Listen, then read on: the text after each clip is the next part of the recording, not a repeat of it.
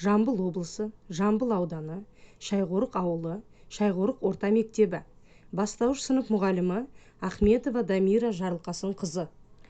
Пәні жаратылыстану, сынып 4-ші. Бөлім жер және ғарыш. Тақырыбы ғарышта не бар. Оқу мақсаты және критерийі. Адам тіршілігінің түрлі саласында ауаны қолдану жолдарын анықтау. Амандасу, сәлеметсіздер ме? Здравствуйте, hello. Аспанға қарап ай көрдім, төменге қарап жер көрдім. Оңға, солға бұрылып, егеменді ел көрдім.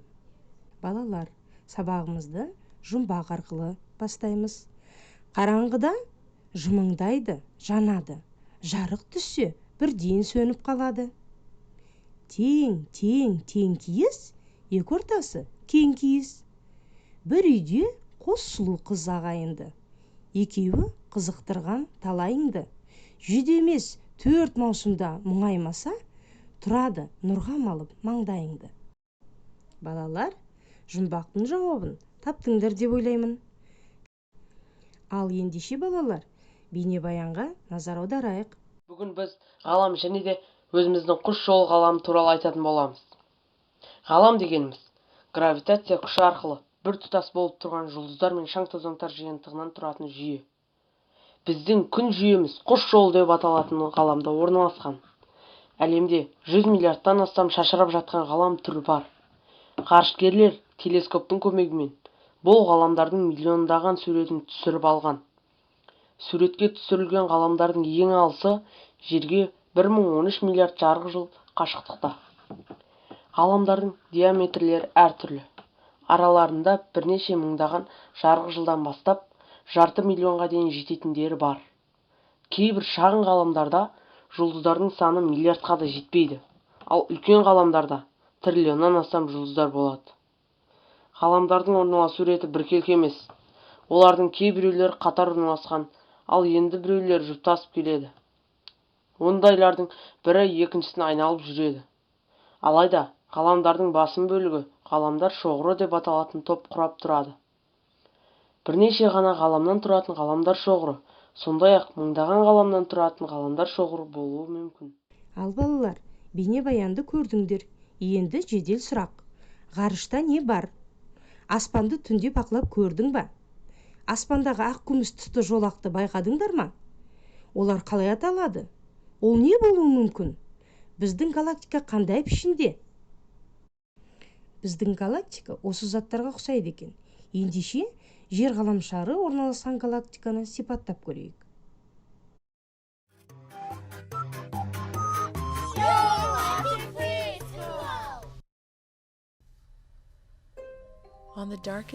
Қараңғы түндерде қалалар мен тасжолдардың оттарынан қашықта аспанда ерекше нәрсе көрінеді. Бұлтты ақшыл жарық жолағы аспанда созылып жатады. Көне гректер оны аспанда төгілген сүтке ұқсатып, сүт жолы деп атаған.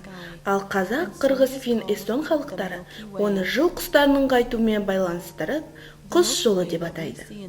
Біз аспанда көретін құс жолы галактиканың, яғни жұлдыздардың, газ, тозаң мен басқа да заттардың алып жиынтығының бір бөлігі. Біздің күн жүйесін күннің тарту күші ұстап тұрғаны сияқты, галактикаларды тартылыс күштері біріктіріп тұрады. Құс жолы күн жүйесі орналасқан біздің галактикамыз, бірақ күн жүйесі галактиканың титтей бөлшегі ғана. Құс жолы өте алып, ол көлденеңінен 100 мың жарық жылындай. Жарық жылы жарықтың бір жылда жүретін жолы, шамамен 9,5 триллион километр. Құс жолында кемінде 200 миллиард жұлдыз және кем дегенде 100 миллиардтай планета бар. Құс жолы үлкен болғанымен, ол аспанда жалғыз емес. Ол жақын орналасқан 50 шамалы галактикамен бірге жергілікті галактикалар тобына кіреді. Жергілікті топ кемінде 10 миллион жарық жылы аумақты алып жатыр. Әлемнің жерден көрінетін бөлігінде ең аз дегенде 170 миллиард галактика бар. Ал оның сыртында қаншасы бар екенін білуге еш мүмкіндік жоқ. Галактикалардың пішіні мен үлкендігі әртүрлі болады. Оларда небәрі бірнеше миллион немесе триллионнан аса жұлдыз болуы мүмкін. Олар эллипс, не спираль тәрізді, немесе дұрыс емес пішінді болады. Біз білетін галактикалардың көбісі сияқты құс жолы да спираль галактика. Құс жолының қандай екенін ішінде тұрып көру мүмкін болмаса да, оны және басқа галактикаларды мұқият бақылаудың нәтижесінде ғалымдар оның пішінін анықтай алды. Құс жолының негізгі 4 бөлігі бар. Оның ортасында дөңес немесе галактика орталығы орналасқан. Ол диаметрі 10.000 жарық жылына тең. Жұлдыздар мен басқа материалдар тығыз топтасқан. Галактиканың ортасындағы дөңгелек томпақ. Ғалымдар құс жолының қақ ортасында алып қара құрдым орналасқан деп санайды. Галактика орталығы галактиканың ең жарық бөлігі. Келесісі дөңгелек, ортадағы дөңесті қоршап тұрған жалпақ аймақ. Дөңгелектің ені 100.000 жарық жылы. Ол спираль салаларда, тармақтарда шоғырланған жас жұлдыздарға, газ бен тозаңға толы. Спираль салалар дөңгелектің бөлігі. Олар галактиканы доңғалаққа ұқсатады. Біздің күн жүйесі спираль салалардың бірінде орналасқан. Мұндағы жұлдыздар тығыз галактика орталығымен салыстырғанда бір-бірінен әлде қайда қашық. Құс жолының соңғы бөлігі гало. Гало галактиканың негізгі дискін қоршаған кәрі жұлдыздар мен жұлдызды шоғырлардың сфералық қабаты. Гало галактиканың басқа бөліктерімен салыстырғанда бос. Ондағы нысандар тым сирек орналасқан.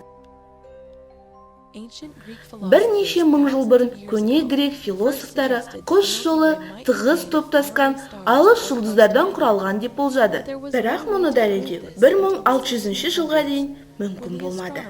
Сол жылы астроном Галилео Галилей құс жолын телескоппен бақылап, оның үш жүзінде қисапсыз әлсіз жұлдыздардан тұратынын анықтады.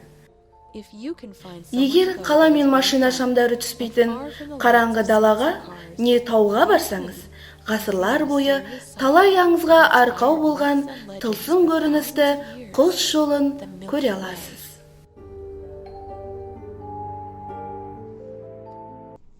Балалар, бейнефильмнен қандай әсер алдыңдар?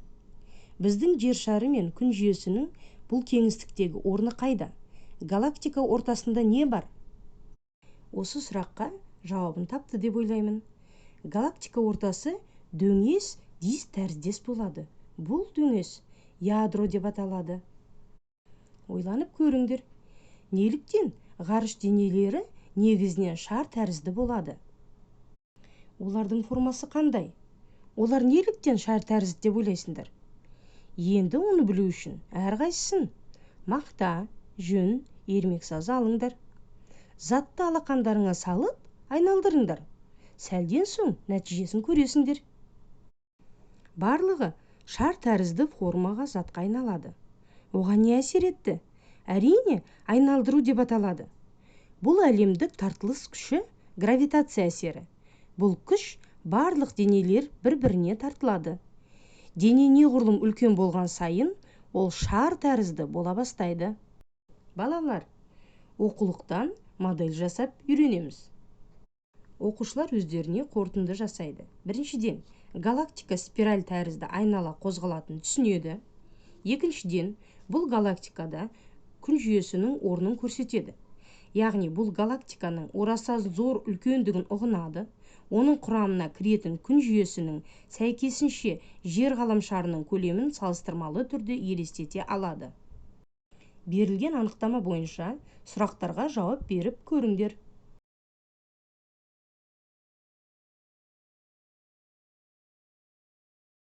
Енді анықтаманың жауаптарын салыстырып көрелік.